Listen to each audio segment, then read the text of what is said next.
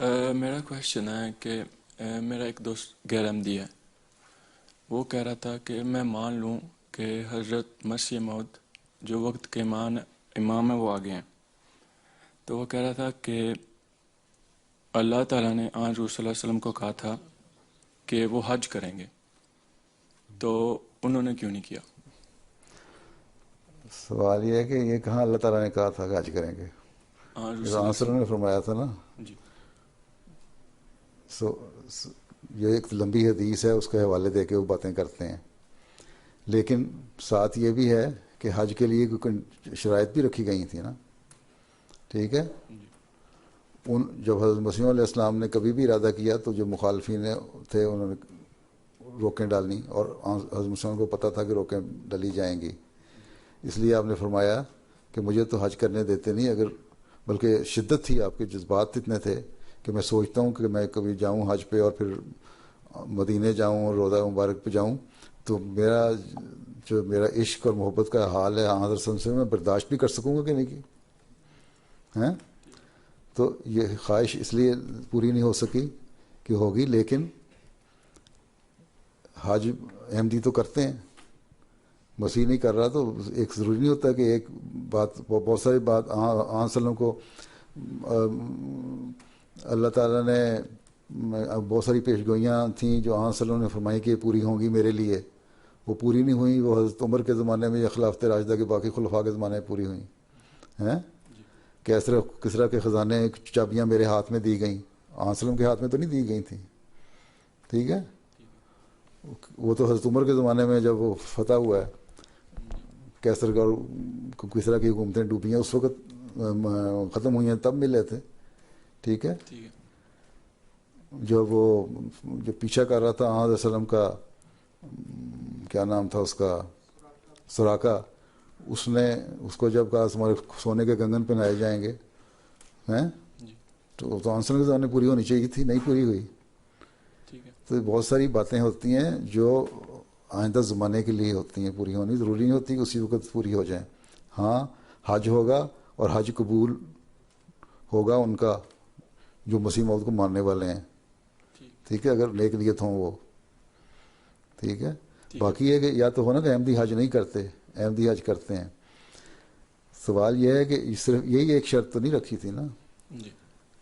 ٹھیک ہے. حج کرنا حضرت وسلم نے تو بہت ساری شرائط رکھی تھیں. وسلم نے ایسی شرطیں رکھیں جن کا ایک انسان اس وقت تصور بھی نہیں کر سکتا تھا، کہ سواری ہوگی جس کے پیٹ میں آگ ہوگی، اس کے اندر مسافر بھی بیٹھے ہوں گے، آگ کے اندر بیٹھ کے مسافر تو جل جائیں گے.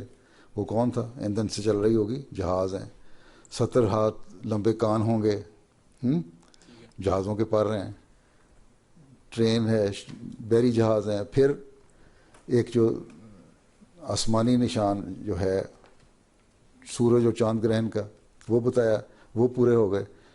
اور یہ جب تک چاند اور سورج گرہن نہیں لگے، یہ مولوی اس وقت تک کہتے رہتے تھے کہ یہ نشان ہے، یہ پورا ہوگا تو ہم مانیں گے.